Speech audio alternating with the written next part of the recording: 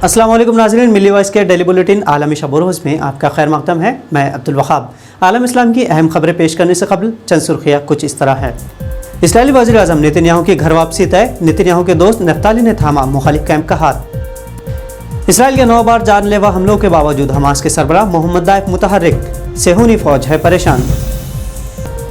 Australia ने जारी किया इस्लाम मैप, तुर्की समेत आलमी तंजीमों ने बाज आने को कहा। अमेरिका में तिब्बी अमले को लाजमी तौर पर टीका लगाने के फैसले के खिलाफ अदालत में मुकदमा दायर। और कतर का शाम से नहीं होगा मामूल मुआहदा, बशार अल असद के जंगी जराइम से है नाराज।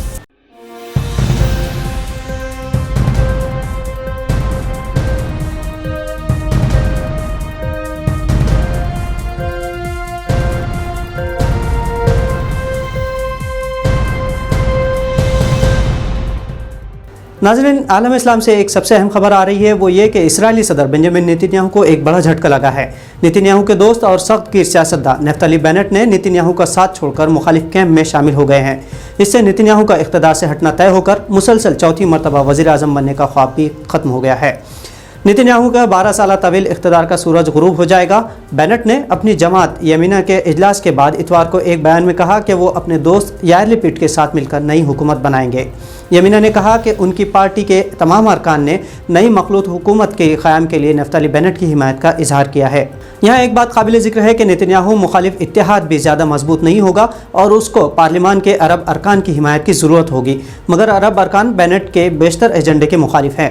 इसराइली सदर ने 57 साल यार लिपिड को बुध की शब मकामी वक्त के मुताबिक 12 बजे तक नई हुकूमत बनाने की दावत दी है।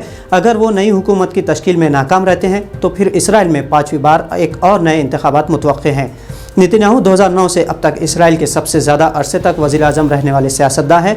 इसराइल के नए कानून के तहत नेतन्याहू नामजदगी के बाद 28 दिन में नई काबीना की तश्कील में नाकाम रहे थे, इसलिए अब उनका इक़्तिदार ख़त्म होता नज़र आ रहा है। और इसी दौरान नफ्ताली के लिपिड से हाथ मिलाने पर नेतन्याहू ने इसे धोखाधड़ी से ताबीर किया है। इसराइली दहशतगर्द हमास को तबाह करने की हत्तल इम्कान कोशिश कर चुकी है, लेकिन वो इसे ख़त्म करने तो दूर उसके रहनुमाओं को तक हलाक करने की नाकामी पर गुज़िश्ता 2 दहाइयों से पशुपंज में है। इसराइल के असल निशानों में से एक हमास के रहनुमा मोहम्मद दाइफ भी है, जो इसराइल को पिछले 2 दहाइयों से परेशान किए हुए है। इन 2 दहाइयों में दाइफ पर 9 बार जानलेवा हमले किए गए, लेकिन हर बार अल्लाह की मदद व नुसरत उनके साथ रही और हर बार इसराइली फ़ौज नाकाम साबित हुई। हालांकि इन हमलों में दाइफ का एक बाजू और एक आंख जाई हो गई है, लेकिन उन्होंने हमेशा इसराइली जारहियत का मुंह तोड़ जवाब दिया। हाल ही में गज़ा पर हुए हमलों में भी दाइफ इसराइल के निशाने पर रहे और दाइफ को कत्ल करने की पूरी कोशिश की गई, लेकिन इसराइली फ़ौज को मायूसी ही का सामना करना पड़ा। सिक्योरिटी माहिरीन के मुताबिक जदीद मवासलाती टेक्नोलॉजी से परहेज ही दाइफ को इसराइल की फ़ौज के रडार से बाहर रहते हैं। ऑस्ट्रेलियाई हुकूमत ने सियासी इस्लाम के नक्शे के नाम पर गुज़िश्ता हफ्ते 600 से ज़ायद मसाजिद, मुस्लिम अंजुमनों के नाम, पते और उनके बैरून मुल्क के मुमकिन रवाबित को शाये किया है। इसके बाद मुस्लिम यूथ ऑस्ट्रेलिया MJO ने ऑस्ट्रेलिया के इस मुतनाज़ा फ़ैसले के खिलाफ मुकदमा दायर किया है। मुस्लिम यूथ ऑस्ट्रेलिया समेत दीगर तंजीमों ने भी हुकूमती फ़ैसले से इख्तिलाफ किया। ऑस्ट्रेलिया की ग्रीन पार्टी मेंबर फ़ाइका अल नजाशी ने शिकायत की कि किसी भी वज़ीर या नुमाइंदे को इस बारे में हुकूमत की जानिब से इत्तला नहीं दी गई। इधर तुर्की ने भी ऑस्ट्रेलियाई हुकूमत के फ़ैसले के खिलाफ बयान देते हुए कहा कि ऑस्ट्रेलिया को एक ज़िम्मेदार पॉलिसी के तहत मुसलमानों को रजिस्टर नहीं बनाना चाहिए, इससे हुकूमत की मुस्लिम तासुब परस्ती ज़ाहिर होती है।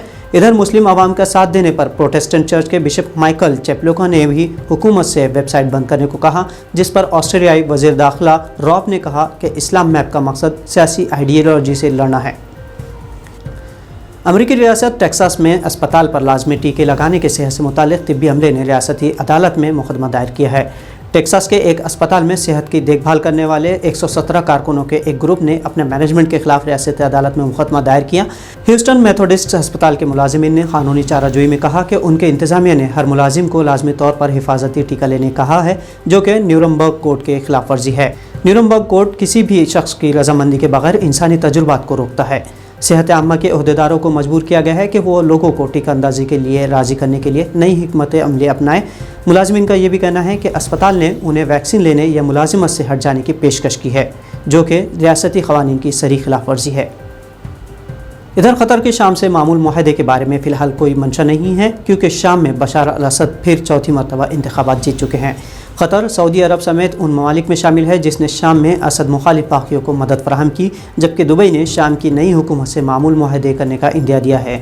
قطر کے وزیر خارجہ نے شام سے معاہدے پر کہا کہ سیاسی طور پر تبدیلی کی کوئی امید نظر نہیں آتی، اس لیے شامی حکومت سے معمول معاہدہ نہیں کیا جا سکتا۔